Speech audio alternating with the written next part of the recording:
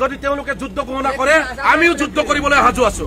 আমি যুদ্ধ কৰিবলৈ সাজু আছো কেৱল তেওঁলোকৰ ওচৰতে হেণ্ডাং টকা নাই তেওঁলোকে সংগঠনৰ নেতৃত্বদাৰী হৈ পেলাই সন্ত্ৰাসবাদী সংগঠনৰ দৰে কথা কোৱাব তেওঁলোকে বাদ দিয়ক আৰু তেওঁলোকে যদি এই কথা বাদ নিদিয়ে অকল তেওঁলোকৰ হেণ্ডাং নাই আমাৰ লগতো হেণ্ডাং আছে সিধা কথা যুদ্ধ হলে যুদ্ধ হ'ব কিন্তু আমাৰ পক্ষ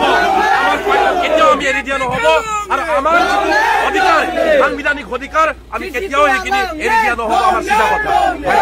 ছয় জনগোষ্ঠী জনজাতি করন্দক লেগাঙে তাইবেল লক টাকা মিসিং পরিন কেবাং অদক মিসিং রেগামে ছয় জনগোষ্ঠী জনজাতি করন্ড বন্দর উপায় না মিমাকা গেরেম গেরব বন্ধু সে টাকা মিসিং পরিন কেবালক আইয়না গেরম না মিমাক আগের সেম কাই কালক পোলাই অকম না বুলো লুডুজি মিসিং রেগামা জনজাতিকরণ বন্ধ করো বন্ধ করো বন্ধ করো ছয় জনগোষ্ঠী জনজাতিকরণ করা আমি না মানো না মানো না মানো ছয় জনগোষ্ঠী জনজাতিকরণ করা আমি না মানো না মানো না মানো সিসি তুয়া লং লেপ সিসি তুয়া লং লেপ টিএমপি কে লং লেপ এমএম কে লং লেপ টিএমএম কে লং লেপ বিচাৰিছো যে আমাৰ পক্ষত জনজাতিমূলৰ মানুহখিনি মূৰ দাঙি জীয়াই থাকিব পৰা পক্ষত কোন আছে আৰু আমাক নিষেধ কৰাৰ পৰিকল্পনা কোনো ৰাজনৈতিক দলে কৰিছে তেওঁলোকক আমি চিনাক্তকৰণ কৰিবৰ কাৰণে এই জোৰ সমদল আমি বাহিৰ কৰিছো আমি এটা কথা স্পষ্টকে কৈছো জাতি প্ৰথম জাতিৰ পিছতহে আমি কোনোবা বিজেপি কংগ্ৰেছ ৰাজনৈতিক দলত আমি কাম কাজ কৰাৰ কথা বতৰা চিন্তা কৰিম মাংগে সুনাম ৰাঙান আমি যদি মিচিং জাতিটো যদি কৰবাৰ অসমৰ মৰ্যাদা সহকাৰে মূৰ দাঙি জীয়াই থাকিবলৈ যদি নোৱাৰো আমি বিজেপি কংগ্ৰেছ এজিপি গণশক্তি কৰাৰ কোনো কাৰণ নাই মাংগে সুনাম ৰাঙান আজি ব্যক্তিগত কাৰণত কোনোবা ৰাজনৈতিক দলত যদি আছে তেওঁলোকক আমি বিনম্ৰতাৰে কাতৰ আহ্বান জনাব বিচাৰিছো আমি আহ্বান জনাব বিচাৰিছো যে আপুনি যদি কংগ্ৰেছত আছে এজিপিত যদি আছে তেওঁলোকে মুকলিকৈ ছয় জনগোষ্ঠী জনজাতিকৰণ বিৰ পক্ষত ছয় জনগোষ্ঠী তেওঁলোকৰ চৰকাৰ যদি আহে ছয় জনগোষ্ঠী কৰাৰ কথা বতৰা কৈছে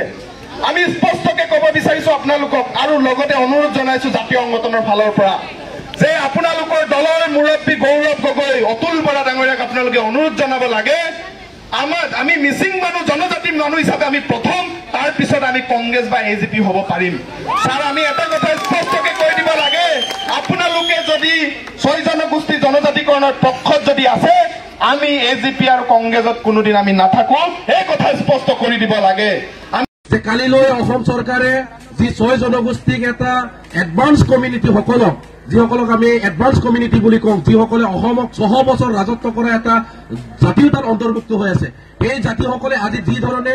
আমাৰ আগৰ পৰা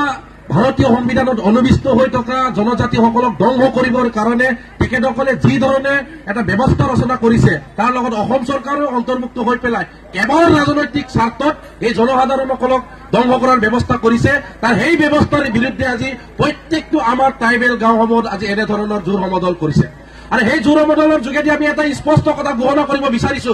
যিসকল কমিউনিটিয়ে যাক ভয় বাবুকি দি পেলাই আজি তেওঁলোকে এছটি মৰ্যাদা নোপোৱাৰ আগতে তেওঁলোকে আজি যি ধৰণে এটা অহংকাৰী মনোবৃত্তি লৈ পেলাই ডমিনেট পলিচি কৰিব বিচাৰিছে আমি সেই ডমিনেট পলিচিৰ আণ্ডাৰত কাৰো আণ্ডাৰ এষ্টিমেটত আমি থাকিব বিচৰা নাই আমি এটা চিধা কথা আমি ট্ৰাইবেল মানুহ চিধা এটা কথা ঘোষণা কৰিব বিচাৰিছো যে আপোনালোকে যদি সংগঠন কৰিছে সংগঠনৰ নেতৃত্বৰ দৰে কথা ক'বলৈ শিকক সন্ত্ৰাসবাদী নেতৃত্বৰ দৰে যাতে কথা নকয় হয়নে নহয় ৰাইজ আজি তেখেতসকলে হেণ্ডাং লৈ পেলাই বিভিন্ন আমাৰ জনজাতিসকলৰ সংগঠনসমূহসকলক তেওঁলোকে ভয় বাবুকি প্ৰদান কৰিব বিচাৰিছে আমি এটা কথা স্পষ্টভাৱে আমি ঘোষণা কৰিব বিচাৰিছো অকল আপোনালোকৰ ওচৰতে হেণ্ডাং টকা নাই আমাৰ ওচৰতো আমাৰ পৰম্পৰা য়ক্ষা আছে য়ক্ষা এই য়ক্ষা যেতিয়া ওলাম নহয় কিন্তু কাৰো ৰক্ষা নহ'ব আমি স্পষ্ট কথা ঘোষণা কৰিব বিচাৰিছো হয় নে নহয় ৰাইজ